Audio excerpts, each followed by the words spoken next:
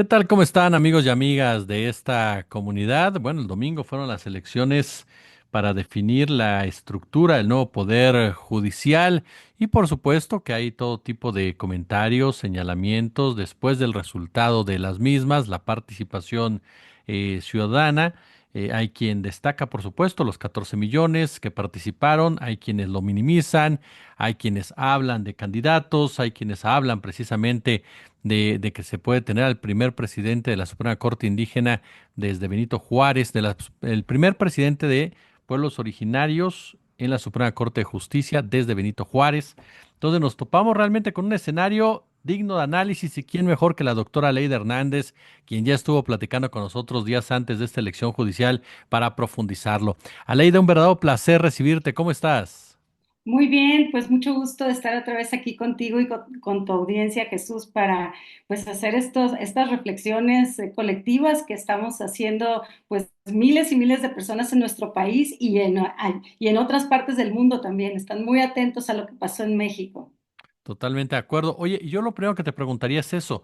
Ahora sí que como saque, cuáles son tus primeras impresiones de esta elección? ¿Qué te deja esta elección así de entrada después de todo lo que se ha vivido? Pues en primer lugar decir que le demostramos al mundo y de buena manera que el Poder Judicial se puede tocar con el pétalo de casi 14 millones de votos. El Poder Judicial es el poder que estaba intocado, se creía una isla en el campo de lo público, una isla aparte. Que no rendía cuentas, que tomaba decisiones importantes para la población, pero que no daba la cara. Entonces, eso es algo muy interesante que estamos aportándole al mundo. Son 14 millones de personas, casi 14 millones de personas que salimos a votar, que ejercimos y estrenamos un nuevo derecho. Eso es importantísimo. Un derecho nuevo de democracia participativa. Que toma en consideración nuestra opinión, lo que pensamos, y es a partir también pues de discusiones colectivas que hemos dado en torno a qué significa elegir a las personas juzgadoras del Poder Judicial en nuestro país. Y bueno, le estamos también diciendo incluso a los teóricos del derecho tradicionales, convencionales, que el Poder Judicial puede y debe ser escrutado, debe de tener un vínculo con la sociedad directo, no por intermediaciones, ni elegidos por unos cuantos nada más, ni por la élite política o detrás de sí la élite económica. En fin, le pudimos demostrar al mundo que estamos en posibilidad de incidir en la configuración del Poder Judicial y que eso va a generar mucha discusión pública.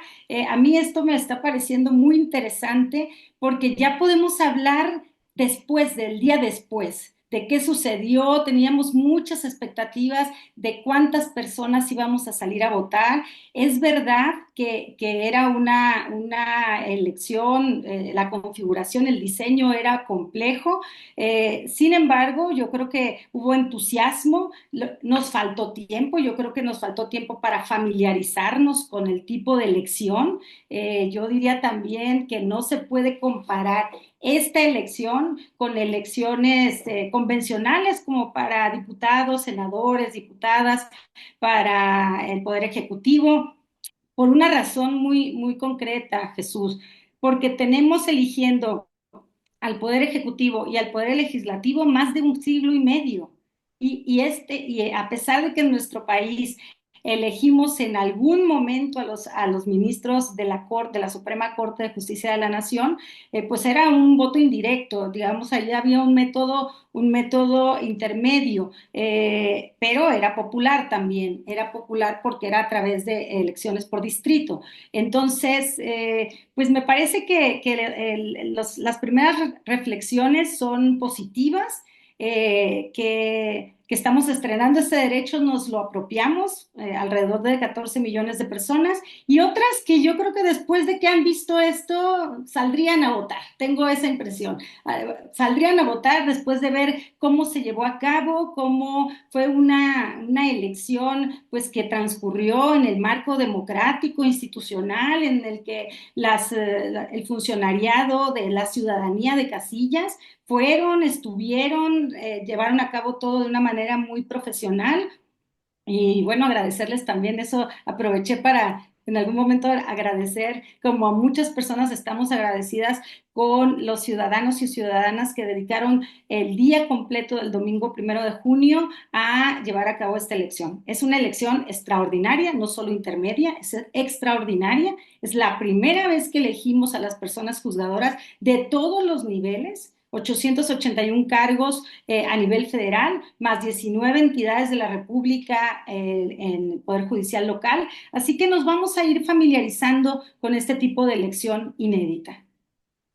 Este punto que mencionas, la consolidación de una democratización que espanta mucho a las élites, que el pueblo se democratice, que el pueblo comience precisamente a exigir de otra manera y no solo el día de la votación, sino una participación constante como punta de lanza, como voz que define los resultados. Sí, claro, Jesús. Creo que cada vez que se democratiza más un poder o que estamos más pendientes, conscientes, incidiendo, exigiendo socialmente a las personas que ocupan un espacio de poder público, pues eso siempre maximiza la democracia en los países, contrario a lo que piensan las personas que todo el tiempo quieren que las élites solo sean las que decidan, las élites además con unas especializaciones técnicas y a quien se les da un poco la decisión. Eso estamos rompiéndola cada vez más en nuestro país.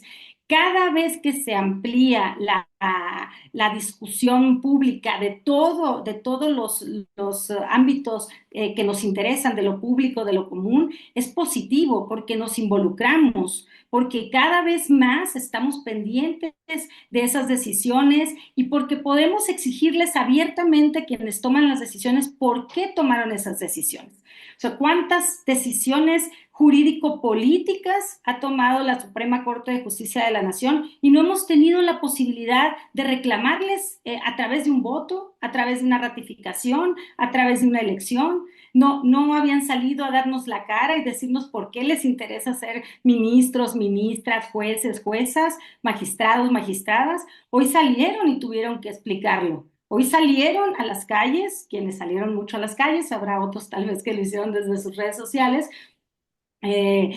salieron a las calles a explicar sus razones, a explicar por qué querían hacerlo y por qué querían estar allí y qué tenían para nosotros, para la ciudadanía, qué tenían que ofrecer. Entonces, todo lo que implique una socialización, colectivización de las decisiones es positivo en todos los países. Sí, quien vaya en contra de eso es posicionar entonces nada más la decisión de las élites en el espacio de lo público, ¿no?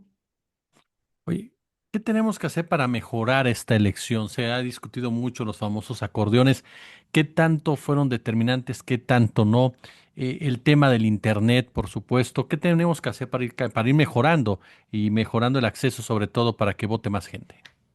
Bueno, en primer lugar, sí diría, Jesús, que hubo varios tipos de electores. Esta reflexión la he estado haciendo en estos días. Hay electores que fueron muy genuinos, o sea, que fueron genuinos, que socializaron sus reflexiones, que se compartieron los análisis que cada quien hacía entre familias, entre amistades, entre vecinos, y la persona que haya ido en lo individual a hacer su análisis.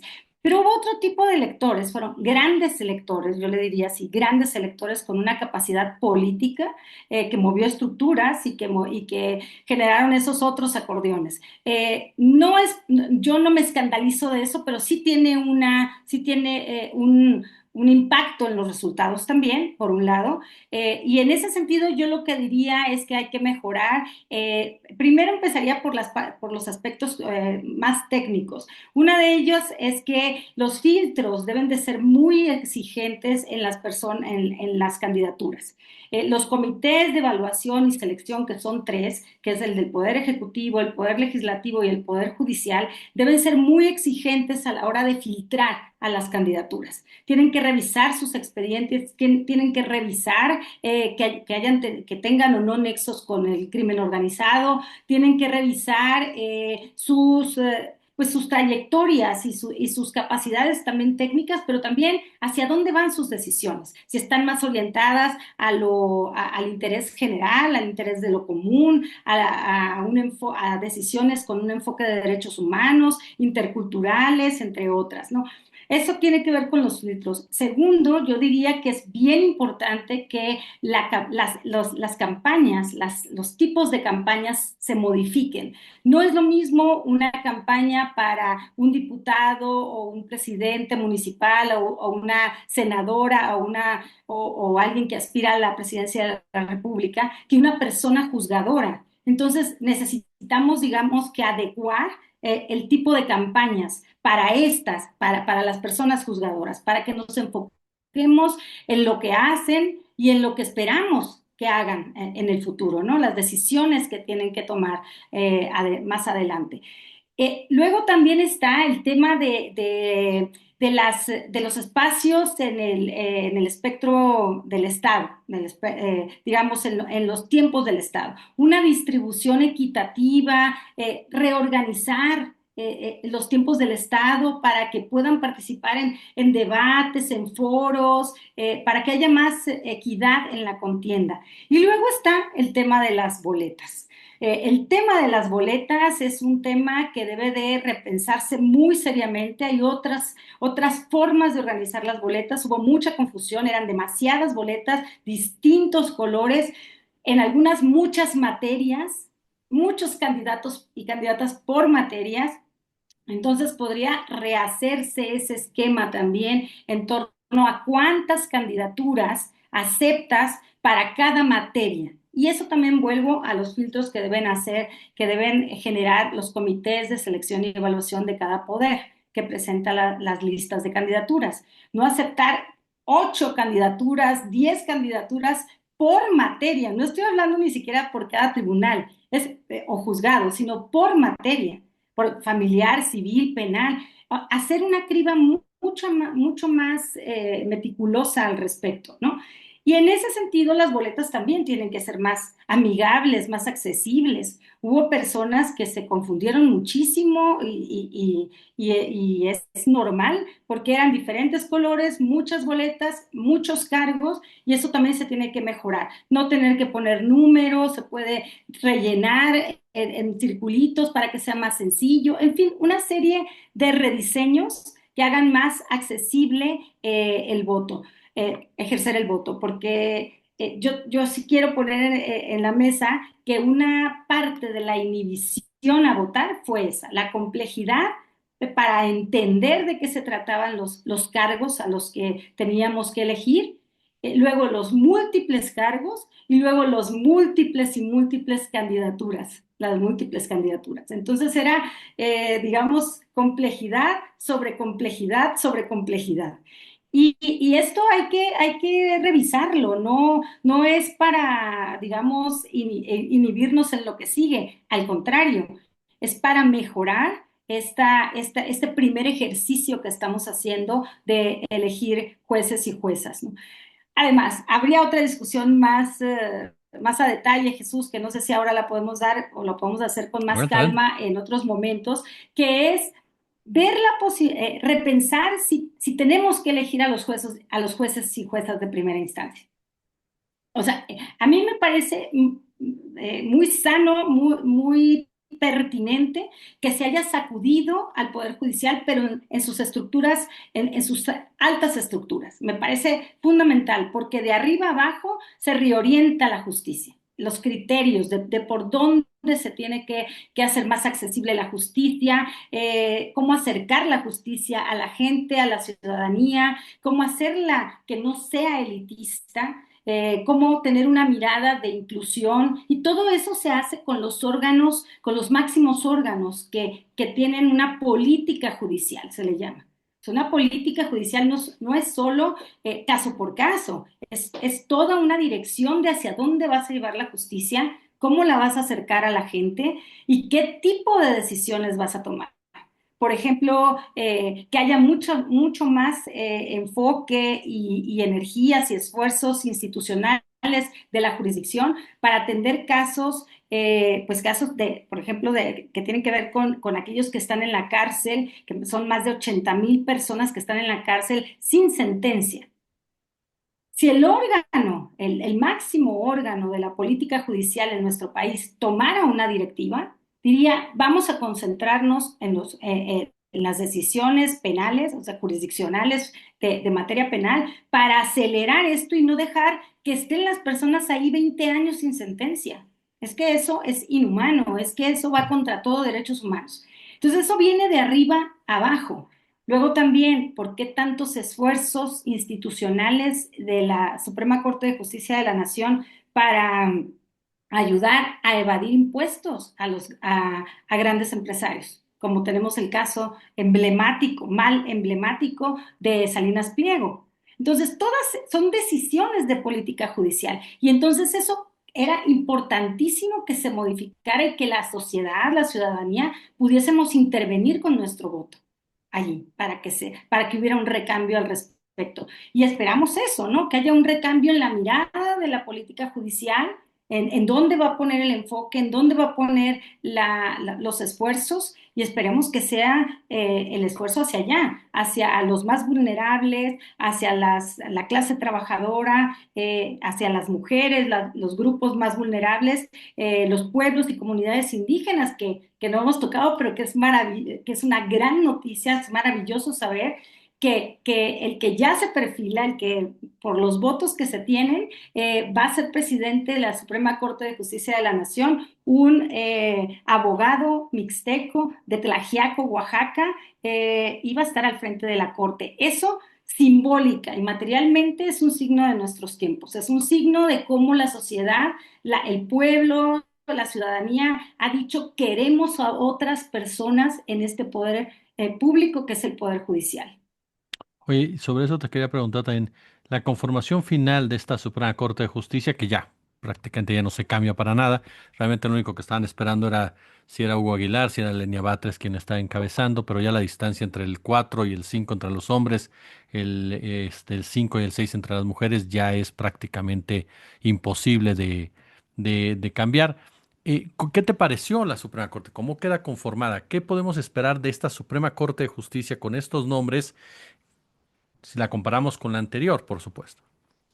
Bueno, yo sí vería una integración que va a obedecer más a intereses generales de la población, o va a estar más representada, la sociedad va a estar más representada en ellos y en ellas, porque muchos de ellos y de ellas han estado en espacios de defensa de derechos humanos, como el propio Hugo Aguilar Ortiz, que es defensor de derechos de los pueblos y comunidades indígenas. Tenemos a una Lenia Batres que ha estado peleando mucho contra la evasión de impuestos, en particular en el caso de Salinas Pliego, que una gran parte de la sociedad queremos que pague los impuestos que nos debe, ¿no?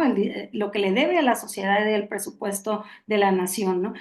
Hay otras personas que vienen de la administración pública y quienes vienen también de carrera judicial. Irving Espinosa Betanzos viene de la judicatura y también de espacios de la administración pública, y tenemos también pues personas que conocemos menos, ¿no? Yo te diría que, por ejemplo, Giovanni Azael, no tengo conocimiento de su trabajo, pero bueno, es alguien que viene también que tiene, digamos, trayectoria académica y también de la jurisdicción y también del mundo del campo de abogados, ¿no? Muy del campo de abogados. Y por ahí también tenemos a María Estela Ríos, que ha estado de consejera jurídica, que sabe de aspectos técnicos jurídicos de la administración pública.